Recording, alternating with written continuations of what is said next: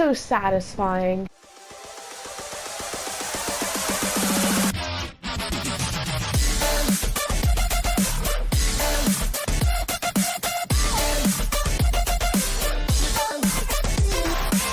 Hey guys, PT3 here, and I am doing a continuation of my Days Gone series.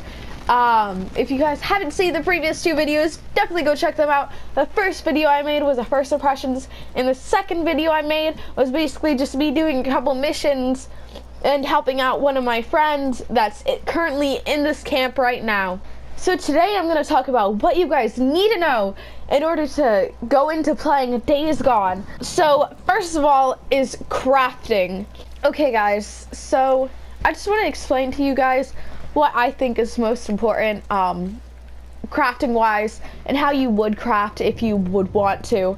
To pull up the weapon wheel, you hold L1, and in my opinion what you need most is like the medical side of things, or at least that's what I need because I always get hit. For bandages, you want to keep a lookout for rags and sterilizers, and you can occasionally find med kits around that you could always pick up and use for medical use.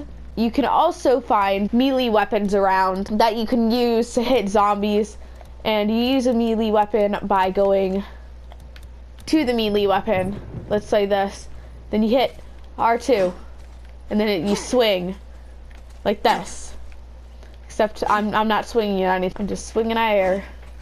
Come here, air, I'm gonna hit you right in the face like that. You see? That's how you be aggressive towards air, guys.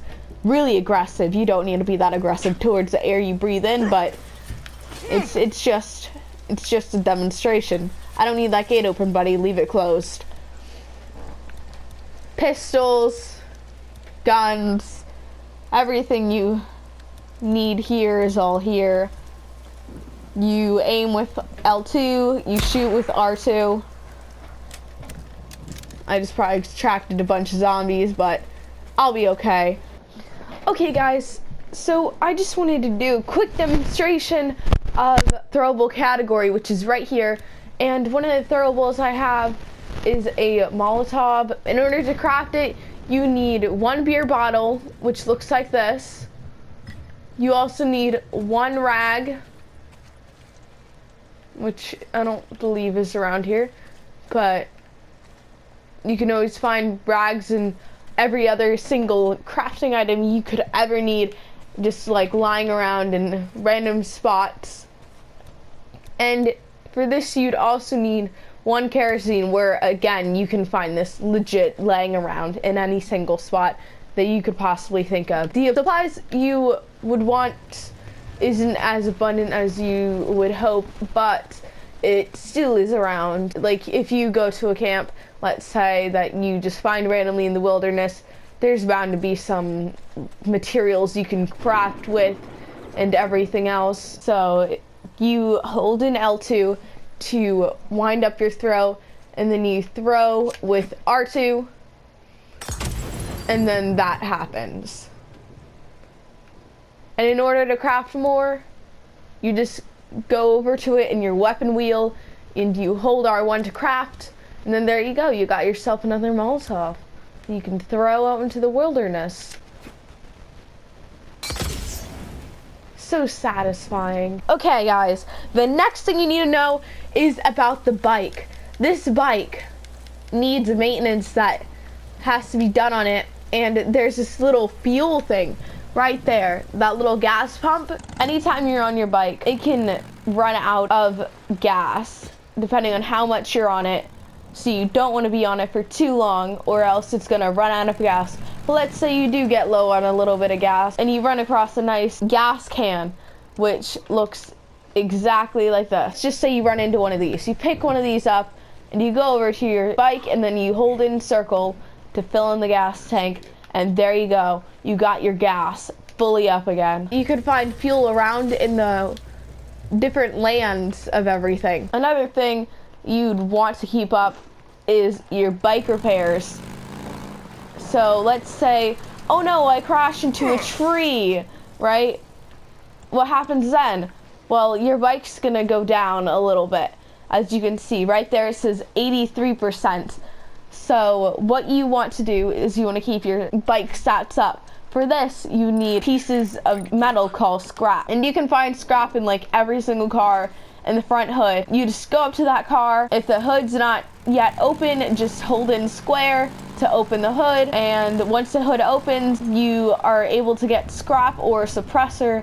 And if you do get scrap, you can only pick up one per each car, as far as I know. But you can also find scrap lying around just like this. Just like pick it up and there you go. You got yourself some scrap that you can use for your bike later on. Also for crafting, you can look around and just basically find crafting supplies anywhere there was people once living, or sometimes you can find it out in the wilderness. And there are plenty of plants that can be collected that can be used in different types of crafting. Right here is another example of something you can just pick up randomly to use for crafting. So I can only tell you what kind of freakers I have encountered so far because I haven't experienced every single type, so I can't like give first-hand experience or firsthand about something I haven't encountered. So I have encountered these little children freakers called newts. These little dudes are very skittish and they usually stay on like out of reach places, and if you get too close to them,